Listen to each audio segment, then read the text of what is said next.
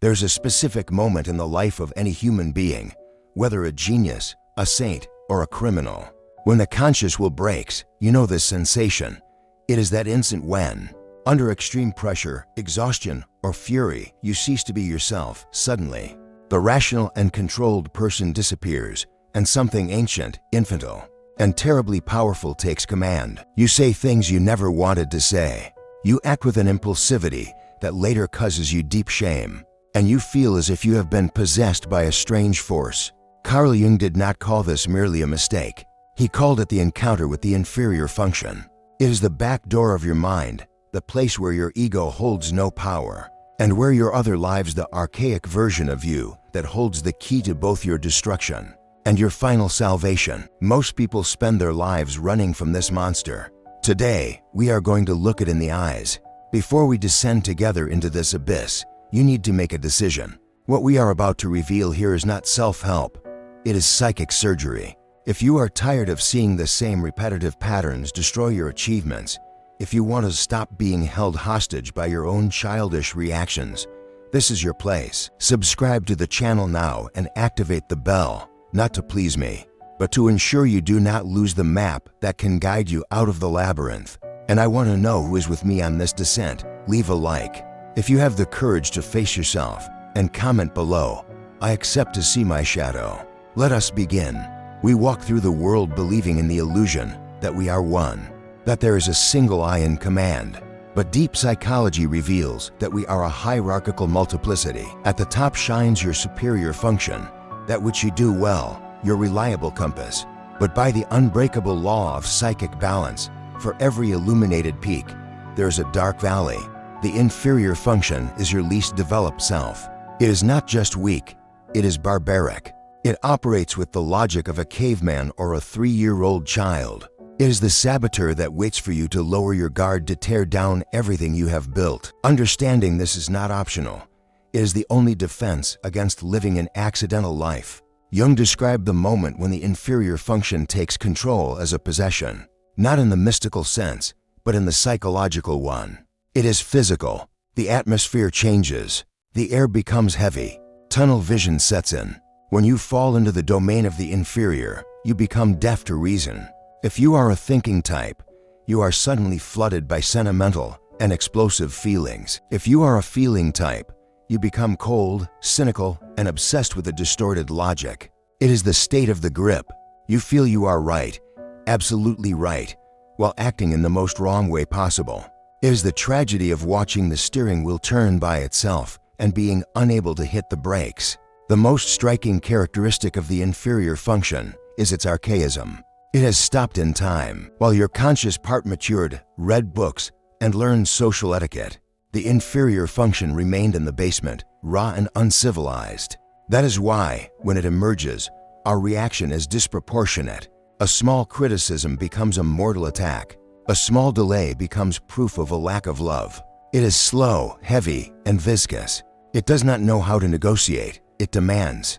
It is the tyrant child inhabiting the adult's body, screaming for immediate gratification or total destruction. What we cannot accept inside, we see outside. Since the inferior function is too painful to face, we project it. If your inferior function is feeling, you will see others as hysterical and irrational. If it is thinking, you will see others as cold and calculating. We transform the people around us into cinema screens where we play the movie of our own defects. The disproportionate hatred you feel for someone is usually a sign that this person is openly displaying your own inferior function. What irritates you in the other is your own shadow knocking at the door. There is a point in your soul where the skin is non-existent. A touch there is not a touch, it is a burn. The inferior function is the site of our greatest shame and our greatest susceptibility. It is where we feel inadequate, stupid, clumsy. We build gigantic walls of persona, social masks, just to protect this small vulnerable spot. But it is a futile defense. Life, with its cruel precision, will always find a way to touch exactly where it hurts, forcing us to react. Shame is not an enemy. It is a flare signaling where the real work needs to be done. We do not all fall in the same way. The intuitive thinker falls into the mud of sensation, becoming obsessed with food, sex, money, or imaginary diseases, trapped in insignificant details. The feeler falls into the coldness of negative thinking, becoming dogmatic, accusatory, creating conspiracy theories about how no one loves them. The sensor falls into the darkness of negative intuition, seeing omens of doom in everything, becoming superstitious and paralyzed by the future. The intuitive falls into the prison of concrete fact, feeling crushed by reality, by bills, by routine, acting with compulsion and excess. Recognizing your type of fall is the first step to stop falling. The greatest risk to the psyche is not darkness, but the excess of artificial light. When we identify too much with our superior function, believing we are solely the intelligent one or solely the kind one, we create an unbearable tension with the opposite. It is like stretching a rubber band to its limit. The holier you try to be on the surface, the more diabolical the inferior function becomes in the deep. Neurosis is often the revenge of the inferior function against the tyranny of the superior function. A nervous breakdown is not a disease. It is a violent attempt at rebalancing imposed by nature. But not everything is terror. Jung taught that the inferior function is the only real door to the divine and to depth. Why? Because the superior function is controlled by the ego. It is human and limited.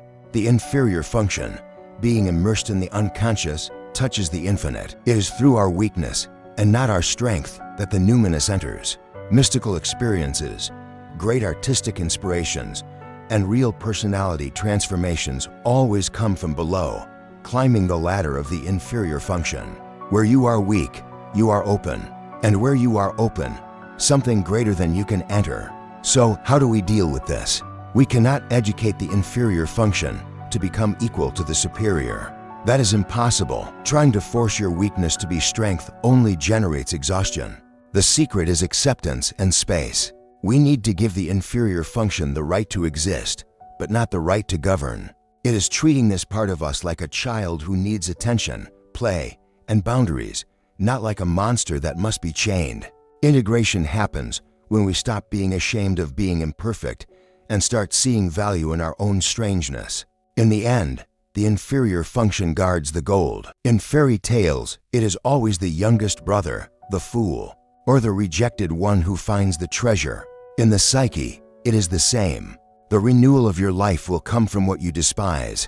When the ego accepts its defeat and bows down to wash the feet of the inferior function, the sacred marriage occurs. Rigidity dissolves. Life flows again. You stop being perfect to become complete. And completeness, unlike perfection, is indestructible. This is the final destiny, to make peace with the inner tyrant and discover that he was all along a disguised king waiting for your recognition.